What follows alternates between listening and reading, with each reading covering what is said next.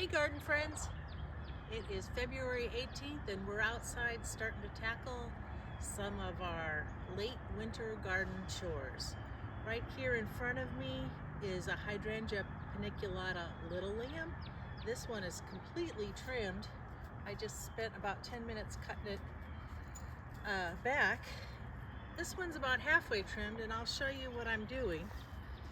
If you look at how these grow,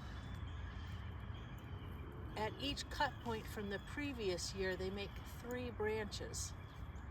Here's some that are untrimmed. So at each cut point, it puts on maybe 3 more feet of growth that year. So I'm basically going from the previous year up on 2 or 3 nodes and cutting there. So then from here, there will be 3 new branches for the next year. So that way you get more flowers every year. The other thing I do when I'm cutting is all the main cutting rules. Cut dead or damaged branches off. Cut branches that are making the inside more congested. You can see, if you look at this first one, how I've opened up the inside.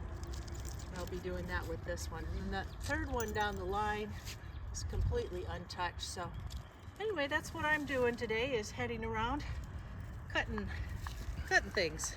There really isn't a wrong cut like some of these. I don't know if you can see this, Rob, but some of these spindly branches, I just cut them completely off.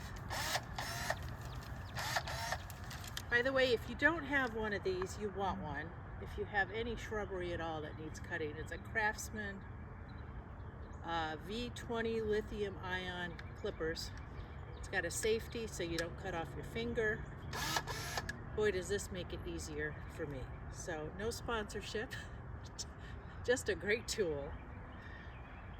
Anyway, like you can see down here, this is getting really congested. So I'm gonna, even though those are good branches, there's nothing wrong with them, I'm gonna cut the ones that are going towards the center completely out.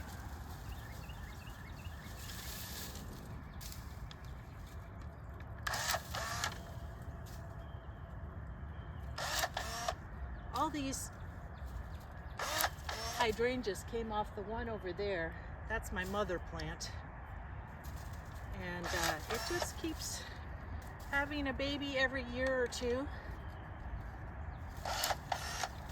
depending on how hard I trim it.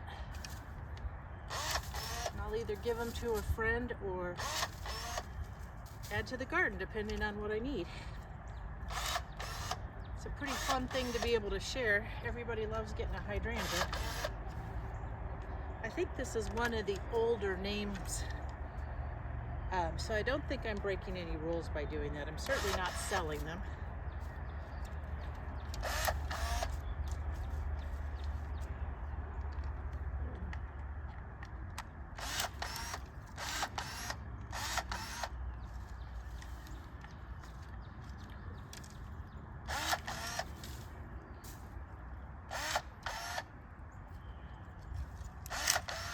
Whoops. Didn't mean to cut that like it, but that's okay. The nice thing about hydrangea paniculatas is they always bloom on new wood, so no matter what cuts you make, you're always going to have flowers.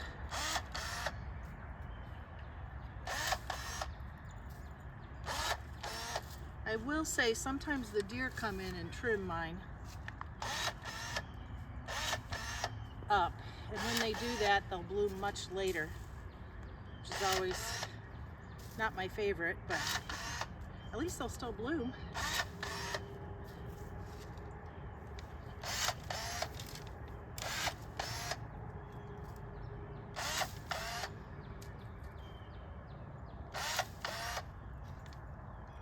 Sometimes these branches are kind of spindly and I'll just cut the whole thing off.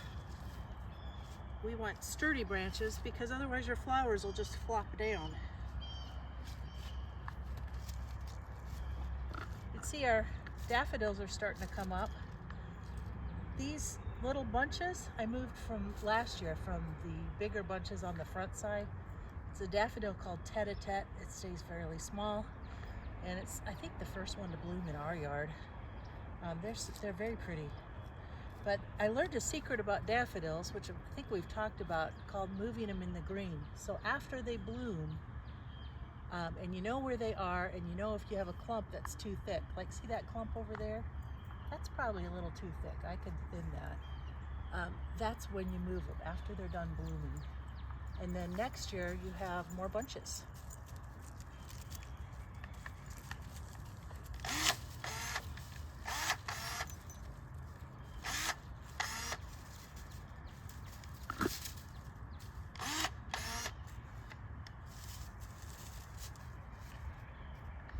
After we get this bed trimmed up and take away all the debris, our next thing to do will be to mulch this all in just lightly. There's a pretty good mulch layer here, but the nice thing about adding more is you feed the soil.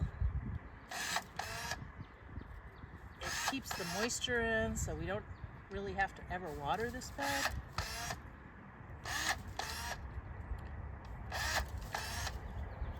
And it keeps the weeds down.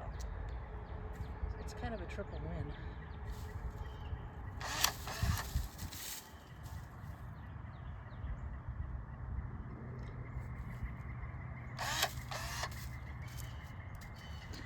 Say goodbye.